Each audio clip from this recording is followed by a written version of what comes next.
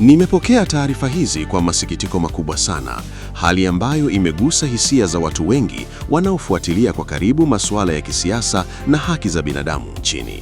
Kumekuwa na ukimya mzito na sintofahamu inayozunguka hali ya mmoja wa wanasiasa mashuhuri, jambo linalozua maswali mengi bila majibu ya moja kwa moja.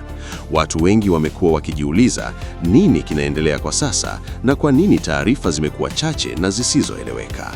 Karibu mtazamaji wa Afromedia TV, chaneli yako ya kuaminika kwa habari, uchambuzi makini na ukweli usio na upendeleo. Hapa tunachuja taarifa na kukuletea ukweli kwa umakini mkubwa bila kupotosha, tukizingatia maadili ya uandishi wa habari na uwajibikaji kwa jamii. Katika siku za hivi karibuni, kumekuwa na taarifa zinazozunguka zikieleza kuhusu hali ya kiafya ya Tundu Lissu akiwa mahabusu. Taarifa hizi zinadai kuwa hali yake si nzuri na inaendelea kuzorota, huku baadhi ya vyanzo visivyo rasmi vikisema kuwa anahitaji uangalizi wa haraka wa kitabibu. Madai haya yameibua hisia kali kwa wananchi, hasa kwa wale wanaomfahamu na kufuatilia mchango wake katika siasa za nchi. Hata hivyo, ni muhimu kusisitiza kuwa hadi sasa hakuna taarifa rasmi iliyotolewa na vyombo vya dola au taasisi husika inayothibitisha kwa undani hali halisi ya afya yake kama inavyodaiwa mitandaoni.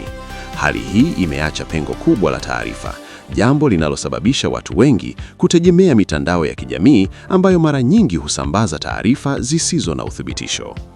Baadhi ya wachambuzi wa mambo ya siasa wanaona kuwa ukosefu wa taarifa rasmi unazidisha taharuki na kuacha nafasi kwa uvumi kuenea kwa kasi.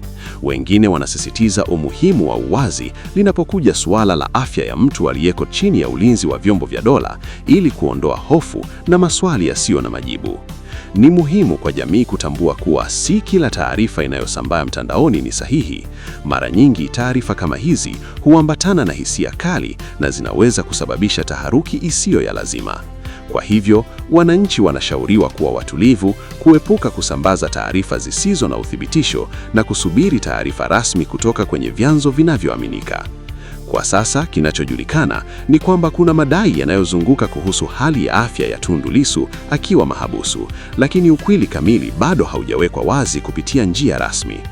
Hii inaifanya hali kuwa ya tahadhari zaidi, ambapo busara na uvumilivu vinahitajika ili kuepuka hitimisho la haraka lisilo na msingi.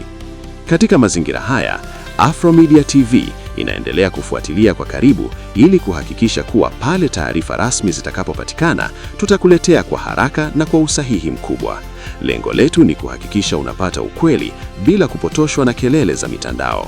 Katika dunia ya leo, taarifa zinaweza kusambaa kwa kasi kubwa sana, lakini ukweli unahitaji muda na uchunguzi.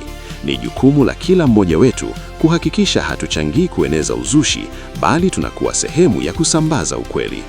Endelea kuwa nasi kwa habari sahihi na uchambuzi makini kila siku. Usisahau kubonyeza like, toa maoni yako kwenye comment, share video hii ili wengine waweze kupata ukweli, na subscribe ili usikose taarifa nyingine muhimu. Afromedia TV, sauti ya ukweli katika ulimwengu wa taarifa.